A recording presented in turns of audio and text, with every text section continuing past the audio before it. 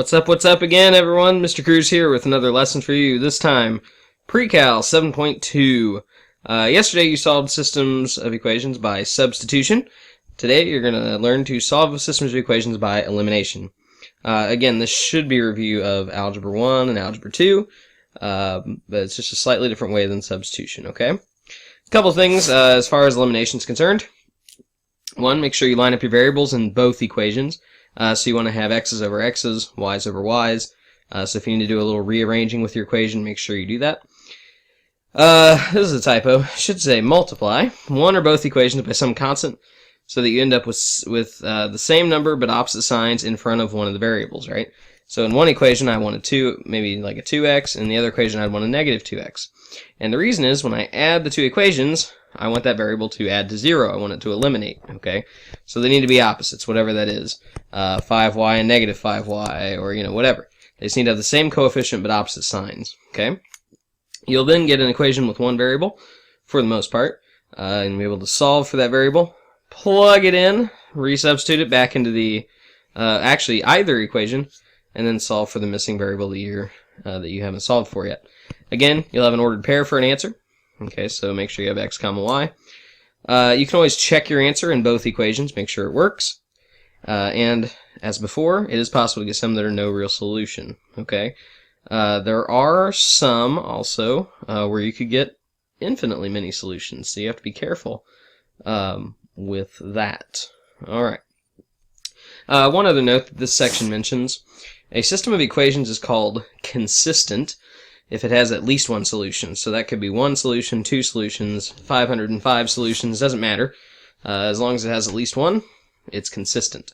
If it does not, we call it the opposite, which would be inconsistent. Okay, just a little thing. If you see that in your homework, consistent means it had a solution, or at least a solution. Inconsistent meant none. Okay? Let's dive in. So solve the system. 3x plus 11y equals 4. Negative 2x minus 5y equals 9. You'll notice this time there's not a nice variable that I can easily get by itself, right? Yesterday it was kind of like x plus 11y equals 4. You could get the x by itself real nicely. But you'll notice here it would involve fractions and things would get very messy. So we have to use elimination. Okay. Pick a variable to eliminate, either x's or y's. It doesn't really matter. But whatever you do, you're going to have to multiply one or both of the equations by some numbers in order to make things work. Actually, I noticed the x's and the y's both have opposite signs, so it really doesn't matter this time. I'm just going to multiply the top equation by 2 so that I get 6x plus 22y equals 8. And the reason I say to do that is because if I multiply the bottom by 3, I get a negative 6x. And notice I did that so that those two are opposites. Minus 15y equals 27. And now I just add straight down. 6x and the negative 6x cancel. 22y minus 15y is 7y. And that equals 8 plus 27, which is 35. Notice now, because we eliminated one of our variables, we're only down to one variable now, and we can solve it. Y ends up being 5. So half of my ordered pair is 5. Plug it back into either equation. You can actually use either of these as well before you eliminate it. Doesn't really matter. I just go back to the original. Probably pick the positive x. I don't know. We like to deal with positive things, so I'm going to pick this equation. So 3x plus 11 times y, but I know y now is 5, so I plug in 5. So 3x plus 55 equals 4. So 3x equals, let's see, 4 minus 55 would be a negative 51. And when I divide that by 3, I get negative 17. So, that means my ordered pair is negative 17, 5. You can do a quick check. Negative 17 times 3 is negative 51, plus 55 is 4. 34, right? Negative 2 times negative 17, so that's 34. Minus 25 is, in fact, 9. So we did do it correctly. Okay? Here's another one, slightly more complicated. You'll notice the big thing that sticks out and freaks everybody out is the fractions. Oh my. Mr. Cruze's pro tip: multiply the entire equation by something that'll get rid of both fractions. Easiest way to do it probably is just multiply by both of those numbers together, right? So I'm going to multiply the entire equation by 6. When I do that to the first part, the 6 and the 2 on the bottom will be 3, right? So it'll be 3 times x minus 1. I hope you see that. 6 divided by 2 would be 3. When I multiply it here, the 6 over 3 will become 2 times y plus 2, and then 6 times 4 is 24. So I literally just distributed the 6. Here it canceled with a 1, and that becomes 3, and then 2 and 1 there, okay? The bottom I'm just going to leave as is for now, so let's be careful. So let's see, the top becomes 3x minus 3 plus 2y plus 4 equals 24. Again, I want to get it so x's and y's are together. I'm going to move this over real quick. So I have 3x plus 2y. The negative 3 and the plus 4 is plus 1, right? So I'm going to move that over. I'm going to subtract 1, so this becomes equals 23. And now this looks a little nicer, right? This is my system of equations. So really, this is the same as this. These two things are equivalent, and we're ready to rock and roll. As a matter of fact, you'll notice once we did the fraction thing, we're ready to go. The y's will cancel as soon as I add. I don't even have to multiply by anything else. Sometimes you might have to multiply by something else just to get rid of things, okay? Make sure you multiply by whatever you need to eliminate a variable, okay? So add straight down, we got 4x. The y's will cancel, and that equals 28. Divided by 4, x ends up being 7, okay? So 7 is good, okay? Plug it back into either equation. I'd probably pick the second one. 7 minus 2y does end up being 5, right? Subtract the 7. Negative 2y equals negative 2. So y ends up being positive 1. You can check it back in the original equations if you'd like. 7 minus 1 is 6. 6 divided by 2 is 3. Plus 1 plus 2 is 3. Divided by 3 is 1. And that is indeed 4. And 7 minus 2 is, of course, 5 on the bottom. So 7, 1 works. Again, please be careful when you're doing these. You may have to multiply by some numbers to get rid of fractions to begin with. Or decimals in that case. Usually with decimals, you multiply by some power of 10, right? Alright, last example I'm going to do for you is just an application problem. We have an airplane flying into a headwind, traveling for 2,000 miles, and it takes it 4 hours and 24 minutes. On the return flight, the same distance is traveled in 4 hours. Okay, find the airspeed of the plane and the speed of the wind, assuming that both remain constant. So, when something's flying into a headwind, that means it's flying into the wind. So that means as the plane is going forward, rough drawing of a plane, as it's going forward, the wind is pushing back against it. Okay, this is kind of like, I don't know if you've ever been driving into a wind. You can definitely tell your car feels more sluggish. It actually is going a little slower than normal. You know, if you wanted to maintain the same speed, you would have to increase your speed a little bit because the wind's fighting against it. Okay. However, on the way back, the plane is traveling. Ooh, that's awful.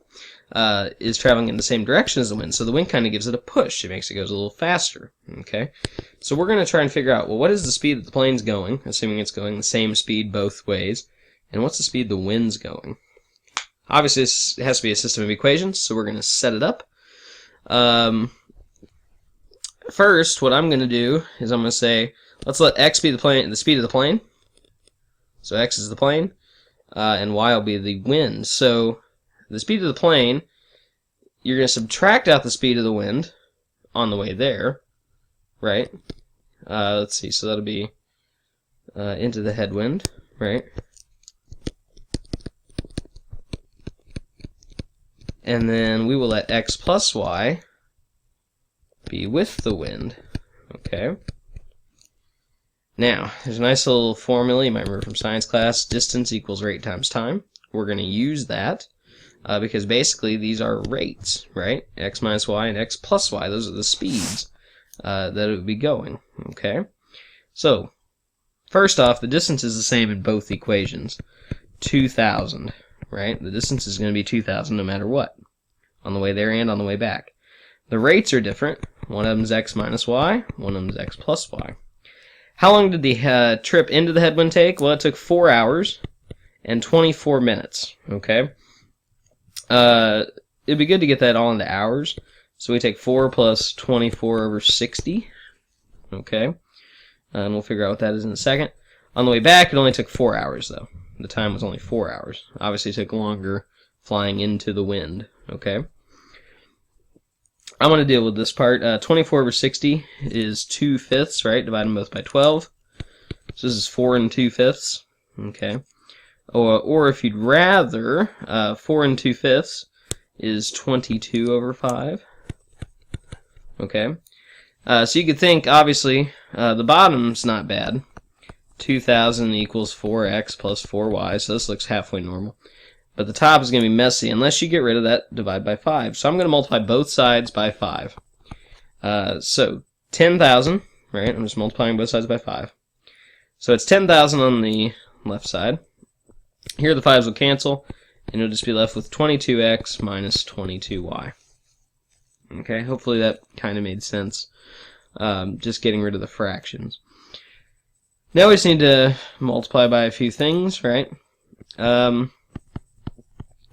You could reduce this equation, but I'm not too worried about it. Let's see. I need common denominator, or, well, not denominators, but common numbers here. 22 and 4, I kind of think 88 could work, but maybe a smaller number. Perhaps 44.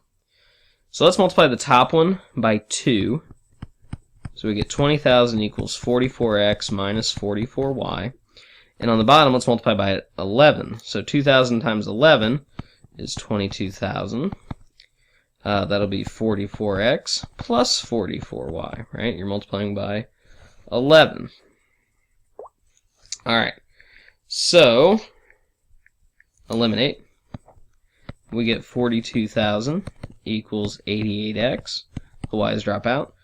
So the speed of the plane is x, right? So it'll be 42,000 divided by 88, which will be roughly, and again, this is just an approximation here, 477.27. Is this miles per hour? Yep. Okay. Now, to get y, well, I just need to plug it back into one of my equations. I would probably pick the second one, right? Just to make life easier. So 2,000 equals 4 times that answer, 477.27, plus 4y, right? You're going to multiply that, subtract it from 2,000, so 477.27 times 4, and then take that away from 2,000. You get 90.92. Okay, this is not in a neat order here, but that's fine. And that equals 4y, and so you divide by 4. And you get a wind speed of roughly 22.73 miles per hour. It makes sense that the plane should be going much faster than the wind. Okay? But you will notice that it does add an extra 24 minutes to the trip. Okay? Again, hopefully that wasn't too fast. Hopefully this made sense. I will be back tomorrow, so if you have any other questions, feel free to ask them then, okay? Some of these problems you can do with substitution or elimination. I'm not hugely picky, but you gotta make sure we show you multiple ways, alright? Here's your assignment for you. It's the second one on the assignment sheet. Give it a try, and I will see you tomorrow with any questions. As always, you can tweet me or email me if you need anything. Have a good day.